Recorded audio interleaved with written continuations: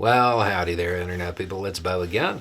So, today we are going to talk about the Biden administration marching into a discussion in a very pronounced way.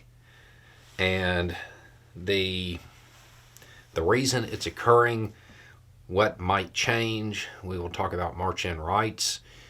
We will talk about the two issues that people have with the way this is being done and where it goes from here. So if you've missed the news, and you would be forgiven if you miss this because this is not getting the coverage that I think it should, the Biden administration has put pharmaceutical companies on notice and basically said, hey, if we feel like your prices are too high on products that you used government funds to help develop, we very well might exercise our Marchin rights, which basically allow the government to, it's not really canceling the patent, it's amending it, altering the deal, so to speak, and allowing other companies to make that product in hopes of driving the price of the product down. Would probably work. It tends to, anyway. There are a number of pharmaceutical products that this would apply to. And the government, certainly, my understanding is that the government has the rights to do this. Now, if this occurs, it will probably have a pretty marked impact on pricing in the United States. There are two complaints with how it's being done. One is coming from the pharmaceutical industry. Big surprise, right? They're obviously not happy about this. And their angle on it is saying, well, if that's the way you're going to play it, maybe we won't take government funding anymore, and it'll jeopardize the public-private partnerships. Okay, I'm sure another company will. I don't really see that as quite the winning argument that apparently some people think it is. So that's one set of complaint about this, is basically the pharmaceutical companies don't like it because they have to be conscientious of what they charge. The other is from people who actually support it.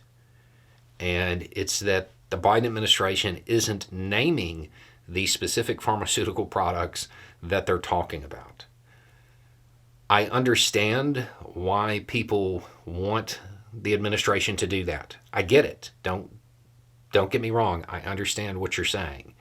That it would be better for the American people and help energize support for it and all of that if people knew specifically what products would be impacted. The Biden administration's right. Not telegraphing is actually the smart move. If you don't tell the pharmaceutical companies which products you're talking about, they have to evaluate all of them. If you have a list of 10 and you name them, they are going to look at those 10. If you don't name them, they're going to look at all of them.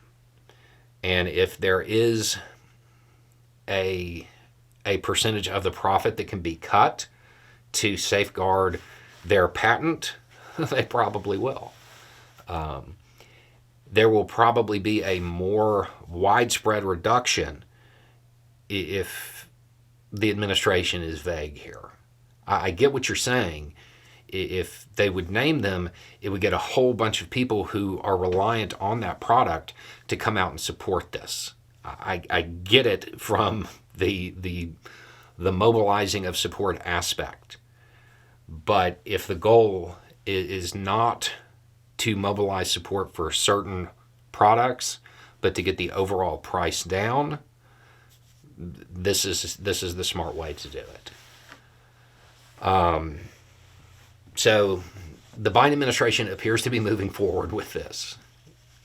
undoubtedly this is going to end up in court. This would be a pretty big change. My understanding of how this works is that the administration is well within the bounds.